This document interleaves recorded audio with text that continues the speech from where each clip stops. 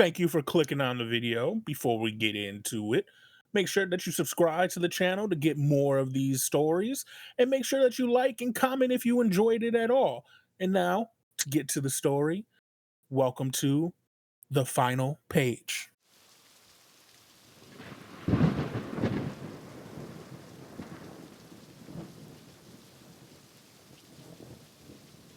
The rain drummed relentlessly against the window pane as Ethan stared at the blank screen of his laptop, the cursor blinking accusingly back at him. He'd been stuck like this for weeks, words trapped in his mind, refusing to spill onto the page. Bills were piling up, and the weight of failure pressed down on him like a vice. He was running out of time, and worse, hope. It was only by chance that he noticed the estate sale on his way home from yet another frustrating trip to the library.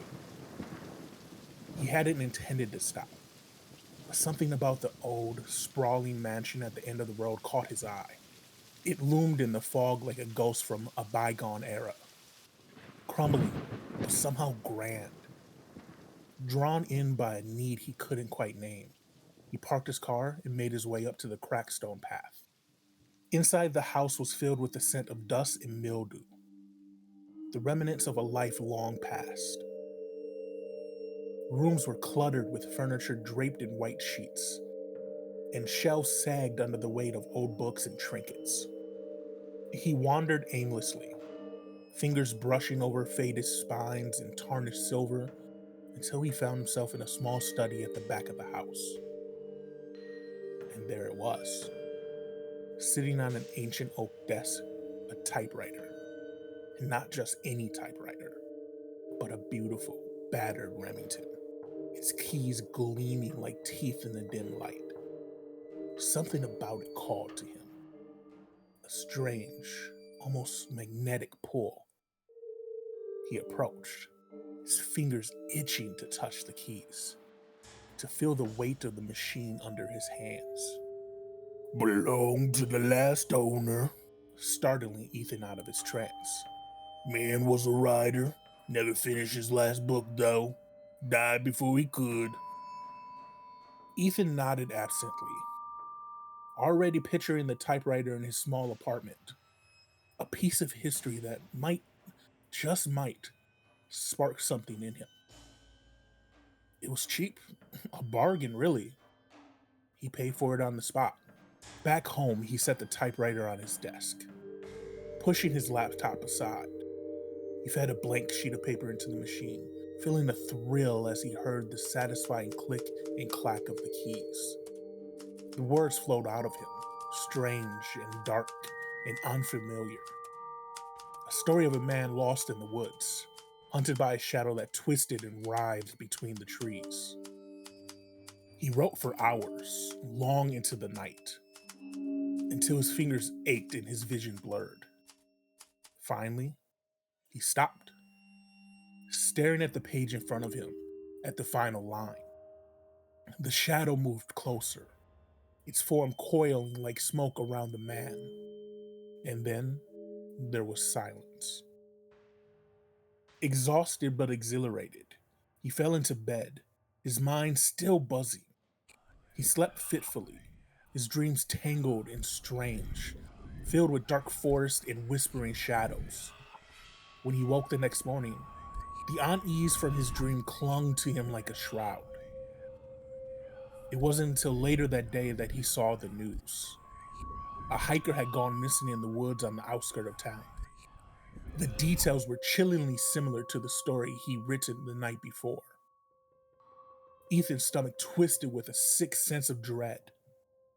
It was a coincidence. It had to be. Just a bizarre, unsettling coincidence. But then it happened again. And again.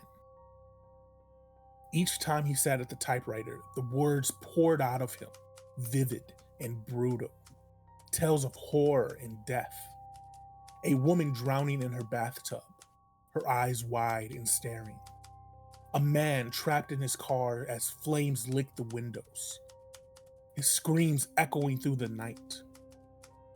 And each time, the news followed. Reports of death that mirrored his stories too perfectly to ignore.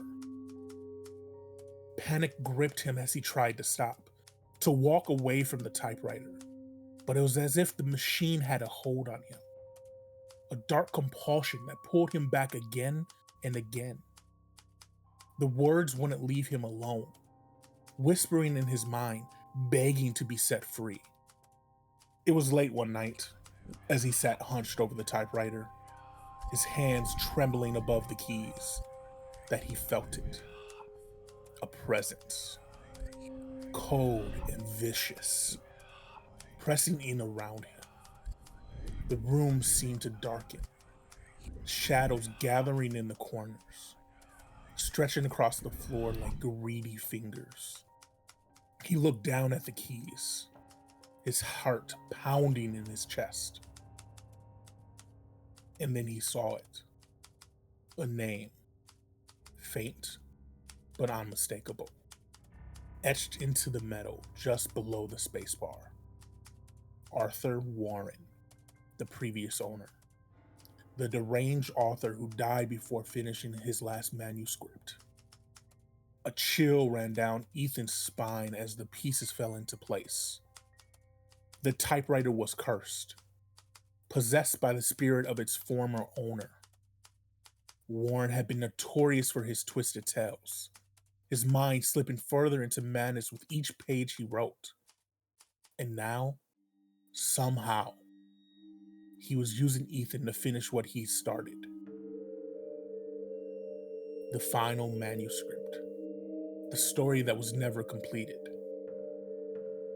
Ethan tried to resist, tried to stay away, but every time he did, the shadows would come, creeping through his apartment, whispering to him, filling his mind with horrors. He'd find himself at the typewriter, not remembering how he got there. His fingers flying over the keys, writing things he didn't want to write, things he didn't understand. He watched in helpless horror as the deaths piled up around him, even more gruesome than the last. Friends stopped calling, neighbors avoided him, and the weight of what he was doing pressed down on him, suffocating. One night, as he sat in the dark, staring at the typewriter with tears streaming down his face, he made a decision. He would destroy it. End this nightmare once and for all. So he grabbed a hammer from his toolbox, his hands shaking, and raised it high above the machine. But as he brought it down, the room seemed to shift around him, the air thickening, a pressure building in his head until he was screaming, the hammer falling from his hand as he crumpled to the floor. The shadow swirled around him, and he felt it. Warren's presence, his rage, his need. Ethan stumbled back to his feet, his mind a blur of pain and fear. He knew what he had to do. He had to finish the story. He had to write the final page. He sat down, his fingers hovering over the keys, and the words came, pouring out of him like blood from a wound. The tale of a writer, trapped by a haunted typewriter, his soul slowly consumed by the spirit of a madman. He wrote of the terror, the darkness closing in, the walls whispering with the voices of the dead. And then he reached the end, the final, inevitable line. The writer felt the darkness consume him, the typewriter's keys clicking faster and faster as the shadows behind him whispered his name, its voice cold and hollow. Ethan's fingers stilled. The final period pressed with a sense of dreadful finality. He looked at the page, his breath coming in ragged gasp. The typewriter was silent. The shadows were receding. He felt lightheaded, weak, like a weight had been lifted from his chest. But as he reached for the final page, to tear it free, to destroy it, he felt it. A cold hand on his shoulder, a breath on his neck. And then he heard the voice, low and mocking, echoing through the room. Thank you, Ethan. The story is complete. The darkness swelled, a rushing tide that swallowed him whole. The typewriter clacked one last time, a single word forming at the bottom of the page. Finn.